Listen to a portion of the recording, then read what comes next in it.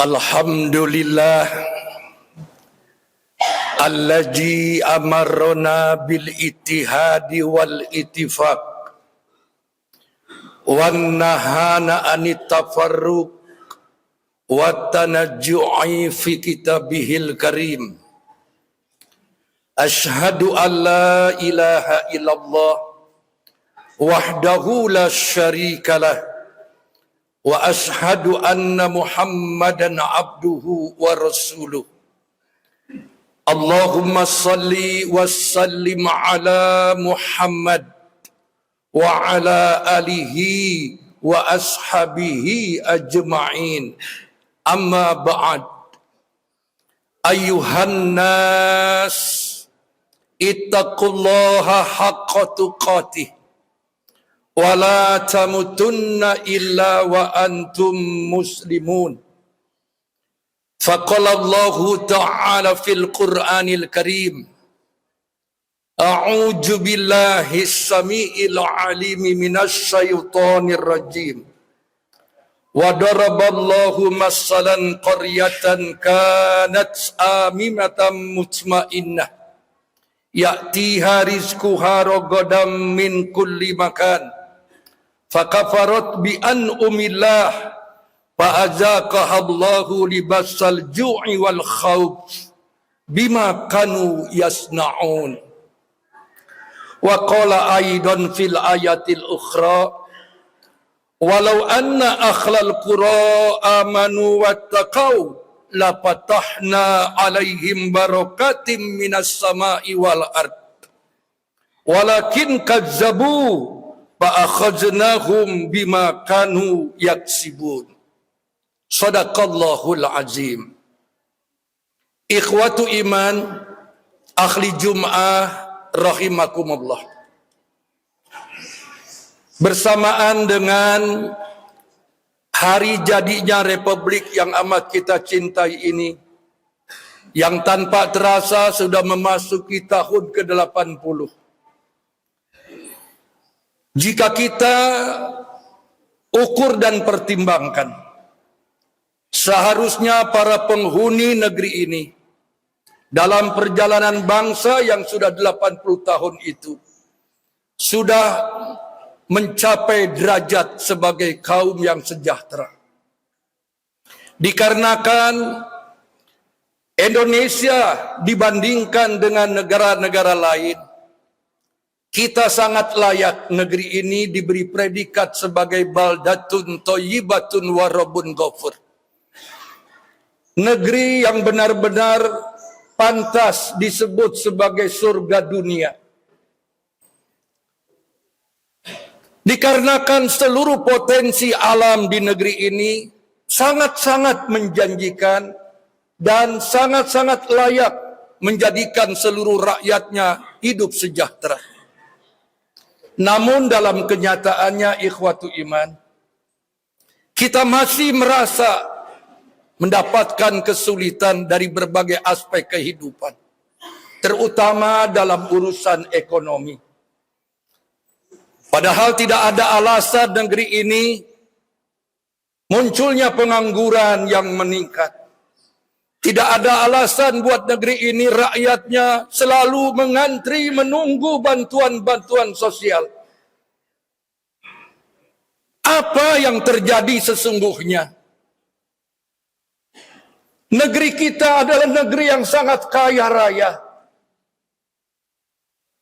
Buminya mengandung banyak tambang, airnya melimpah, cuacanya begitu kondusif, rakyatnya pun mendukung.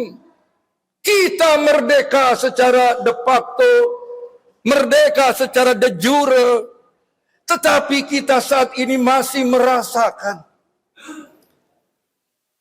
ada penjajah tersembunyi yang membuat harta kekayaan di negeri ini hampir tidak dirasakan oleh masyarakat banyak. Yang kaya semakin kaya, yang miskin bertambah miskin. Pengangguran sudah semakin meningkat. Pekerjaan sulit didapat. Allahu Akbar. Mari Di saat kita akan merayakan, mensyukuri perjalanan negeri ini yang sudah 80 tahun konon merdeka dari cengkraman para penjajah. Apa yang terjadi di negeri ini sesungguhnya?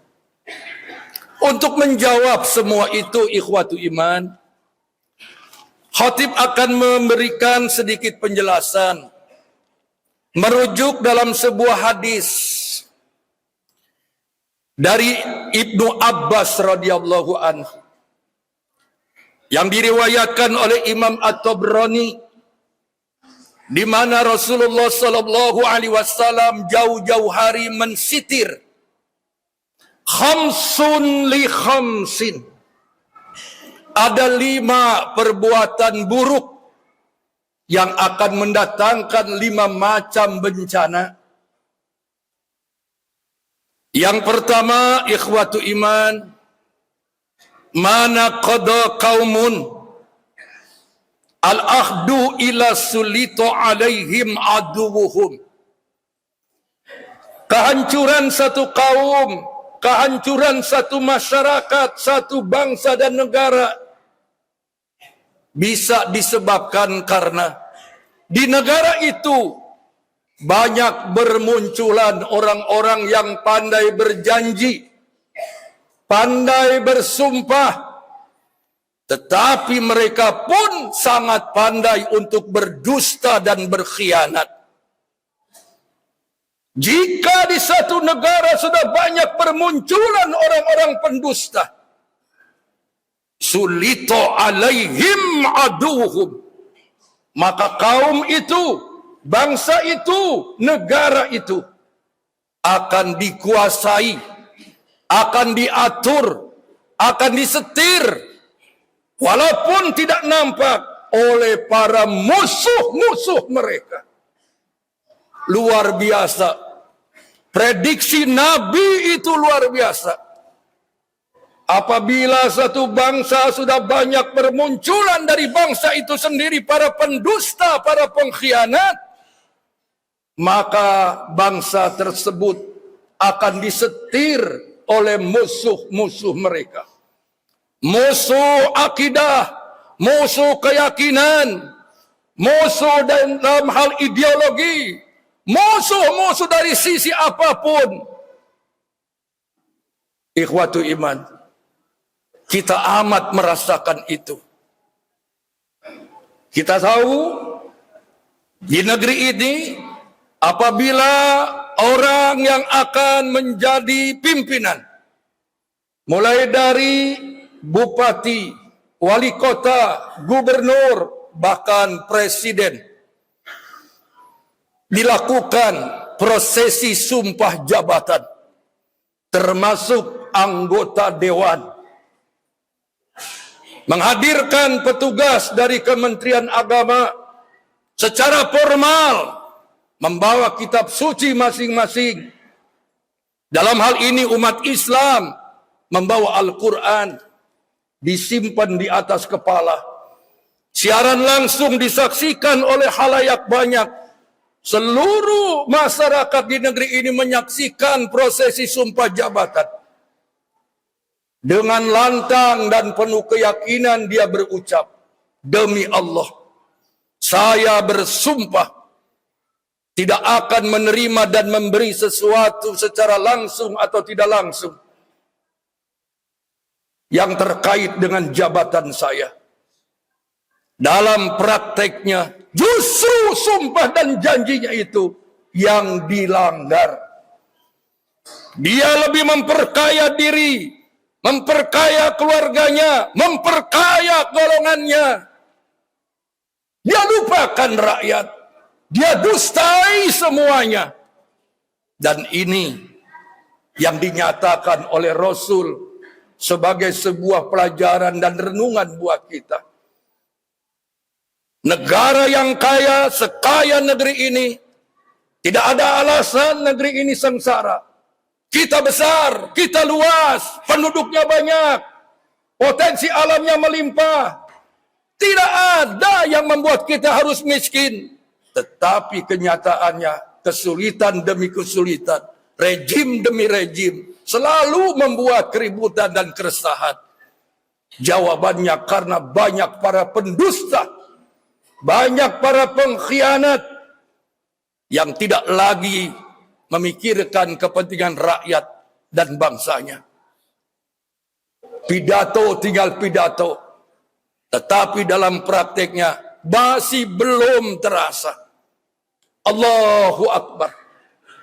Ikhwatu iman, kita baca di medsos, ada seorang kapten muda 38 tahun, Ibrahim Tur, di Afrika Barat, Burkina Faso, negara yang nyaris tidak dikenal oleh internasional.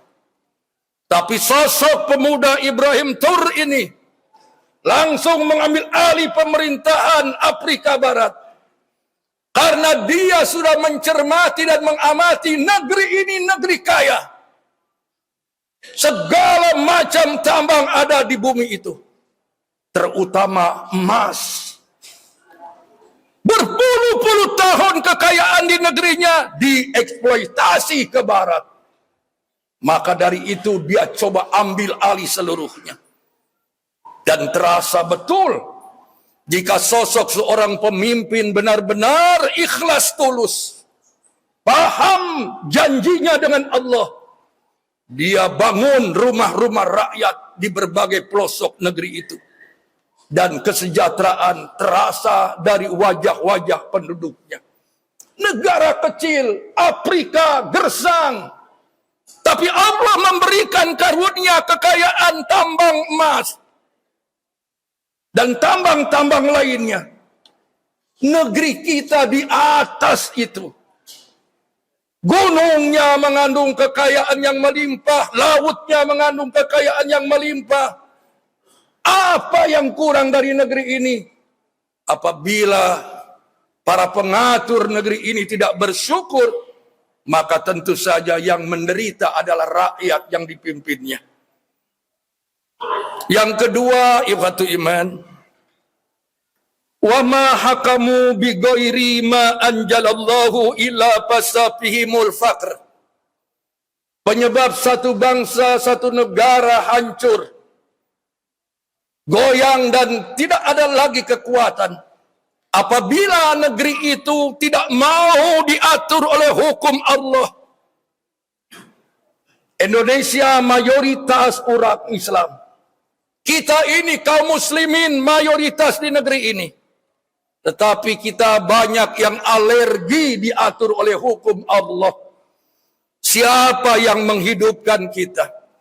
Siapa yang menciptakan bumi untuk kehidupan kita? Siapa yang memberi rezeki untuk kita di negeri ini? Jawabannya adalah Allah Azza wa Jalla. Kalau kita punya kesulitan, kita mengadu kepada Allah, memohon pertolongan Allah. Tapi ketika berhukum, kita tidak mau berhukum kepada Allah. Kita banyak yang mengatakan hukum Islam sudah tidak relevan dengan kehidupan abad modern ini. Bahkan yang lebih menyakitkan lagi, ada orang Islam yang berani berucap hukum Islam biadab, tidak ada peri kemanusiaan. Ikhwatu iman, sidang Jumat rahimakumullah. Kita lihat, apabila hukum Allah diadopsi secara bertahap tapi pasti, saya yakin koruptor tidak akan terjadi di negeri ini. Karena dalam Islam itu yang menentukan hukum, keputusan pengadilan adalah ulama. Orang yang paham betul hukum kehidupan manusia. Bukan hukum produk otak manusia yang bisa digadaikan, yang bisa dikompromikan, yang bisa dipermainkan. Ini akibatnya. Kalau kita tidak mau diatur oleh hukum Allah, Allah Maha tahu. Kalau kita mau selamat dunia akhirat, hukum Allah yang lebih mantap, efektif untuk kehidupan manusia. Karena hukum Allah efek jerahnya terasa. Pencuri Terbukti, ada saksi berkali-kali potong tangan. Saksikan oleh khayal ramai. Siaran langsung, tukang mauk dipotong leungeunna. Siaran langsung di TV. Nu arek mauk terjadi. Tukang mauk duit rakyat triliunan. Terbukti ada saksi dan ada niat jahat. Ulama akan memutuskan, hartanya dirampas. Pisahkan kepala dari badannya. Siaran langsung penggal kepala. Dari pusat sampai daerah. Para pemimpin nu arek mauk duit rakyat mikir 1000 kali. Lamun aing mauk hulu aing leungit. Allahu Akbar, efektif. Tapi ketika hukum Allah diinjak-injak, lebih percaya kepada hukum produk otak manusia, dalam hal ini Hindia Belanda, yang masih tetap diperdebatkan bisa dirubah-rubah. Maka inilah yang terjadi. Kriminalisasi akan selalu terjadi. Allahu Akbar. Yang ketiga, wala jokharat fihimul fahisyah illa pasafihimul maut. Apabila dalam satu kaum masyarakatnya banyak yang melanggar, tapi yang 100 drum yang sudah dialokasikan dimanipulasi menjadi yang dipakai 50 drum. 50 drum dikamanakeun? Bacakan. Bagi-bagi. Jadi banyak sekarang, saya punya banyak jamaah, mantan-mantan pejabat. Gering, opname, beteng kembung, sigana jerona aspal. Banyak besi di beteungna, banyak batu di beteungna. Ngejerit minta ampun ke Allah. Tidak akan ada kemanfaatan, penyesalan terjadi di saat sakaratul maut. Saya saksikan betul ekspresi orang-orang yang sudah menghancurkan nilai-nilai kejujuran, memperkaya diri, menghalalkan berbagai cara, kematiannya sangat mengenaskan. Walau taro ijid jolimuna fi gomarratil maut wal malaikatu basitu aidihim akhriju anfusakum al yauma tujzauna azabal hun bima kuntum taquluna ala Allahi ghairal haq wa kuntum an ayatihi tastakbirun. Jika saja engkau Muhammad bisa menyaksikan orang-orang yang ketika hidupnya zalim pada diri dan orang banyak, maka di saat dia menghadapi tekanan-tekanan sakaratul maut, malaikat hadir dengan tampilan yang tidak bersahabat, membuat lingkaran, mengibaskan sayapnya, diarahkan sekencang-kencangnya di saat sakaratul mautnya ke wajah dan punggung-punggung orang yang berdosa. Yadribuna wujuhahum wa adbarahum. Dipukul mukanya, dipukul punggungnya. Biasanya orang-orang yang berdosa, mereka menjerit di saat itu, Rabbi laula akhartani ila ajalin qarib fa asaddaqa wa akum minas salihin. Tuhan, kalau bisa jangan sekarang kau cabut nyawaku, aku belum siap mati Tuhan. Beri aku waktu beberapa saat saja. Aku akan gunakan untuk sedekah dan beramal soleh. Penyesalan yang tidak ada manfaat. Dan Allah hanya memberikan jawaban singkat. Wala yu'akhirallahu nafsan idza jaa ajaluha. Apabila ajal sudah datang tidak bisa ditunda-tunda. La yastakhiruna sa'atan wa la yastaqdimun. Kematiannya mengenaskan. Fir'aun lihat waktu dicabut rohna calangap molotot. Setiap zaman, setiap kaum, termasuk di negara kita, pasti ayah Fir'aun berikutnya. Dagoan. Engke dina sakaratna kalau bisa mah divideokeun. Pasti molotot jeung calangap. Kelicikan, kecurangan dalam berbisnis, Ini sering terjadi. Yang terakhir, ikhwatu iman, wala muni'uz zakah illa khubisu anhumul qatr. Satu kaum akan hancur dan celaka apabila dalam kaum itu di satu sisi kaumnya merasa sebagai orang Islam, tetapi mereka enggan untuk membayar zakat. Zakat sebagai kewajiban dalam Islam diabaikan. Mereka lebih takut dengan para petugas pajak. Apalagi kalau tidak salah komentar Menteri Keuangan negeri ini sampai-sampai berani mengatakan pajak itu sama dengan infak sedekah. Ini saking bingungnya nutupan hutang gede. Maka bubat babet kabeh rakyat deh nu dicekek teh. Semua dipajak. Mereka kalap karena ada sistem yang tidak beres di saat-saat dahulu. Apa yang terjadi sekarang? Pernyataan-pernyataan, statement-statement yang tidak arif. Tanah rakyat 2 tahun tidak dimanfaatkan, milik negara. Pernyataannya sudah di luar nalar. Rekening yang tidak aktif akan diblokir. Naon urusanana? Ya, haram hukumnya mengambil pajak dari rakyat ketika kas negara masih memenuhi. Pertanyaannya, negara kita ini kaya, banyak uangnya, kamana bocorna? Teangan umaokna, lain rakyat deh nu dicekek.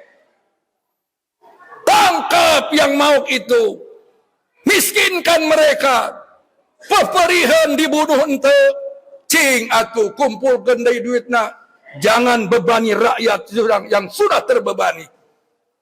Barakallah li walakum fil Qur'anil Karim.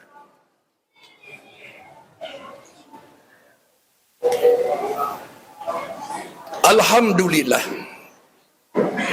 allazi anzalal qur'ana hudal lil muttaqina war rahmah wa atamma bihi ala ummatin sallallahu alaihi wasallam afdalan ni'mah. Asyhadu an la ilaha illallah wahdahu la syarikalah wa asyhadu anna Muhammadan abduhu wa rasuluh. Allahumma salli wa sallim ala Muhammad wa ala alihi wa ashabihi ajma'in. Ikhwatu iman, akhir Jum'ah rahimakumullah. Marilah kita sama-sama bersatu memadukan hati kita untuk munajat kehadirat Allah Subhanahu wa taala. Semoga negeri yang amat kita cintai ini dikaruniai oleh Allah sosok pemimpin yang benar-benar mencintai Allah, mencintai rakyatnya, dan mencintai agamanya. Yang pada akhirnya dia amanah dan efeknya memberikan kebahagiaan dan kesejahteraan bagi seluruh rakyat ini. Semoga Allah mendengar jeritan kita demi anak cucu kita ke depan, karena kita sangat peduli dengan negeri ini. Alhamdulillah hamda yu'afi ni'mahu wa yukafi majidah. Allahumma rabbana lakal hamd kama yanbaghi lizzalali wa zikal karim wa azimi sultanik. Allahumma salli wa sallim ala Muhammad wa ala alihi wa ashabihi ajma'in. Allahumma ighfir lil mu'minina wal mu'minat wal muslimina wal muslimat al ahya'i minhum wal amwat. Innaka ala kulli qaribu mujibu da'wat wa qadiyal hajat. Rabbana zalamna anfusana wa illam taghfir lana wa tarhamna lanakunanna minal khasirin. Rabbana afriq alaina sabra wasabbit aqdamana wansurna alal qaumil kafirin wansurna alal qaumil munafiqin wansurna alal qaumil fasiqin wansurna 'alal qaumil murtadin, wansurna 'alal qaumidz zalimin. Rabbana hab lana min azwajina wa dzurriyyatina qurrata a'yun waj'alna lil muttaqina imama. Rabbana atina fid dunya hasanah wa fil akhirati hasanah wa qina azabannar birahmatika ya arhamar rahimin. Amin ya Allah ya rabbal alamin.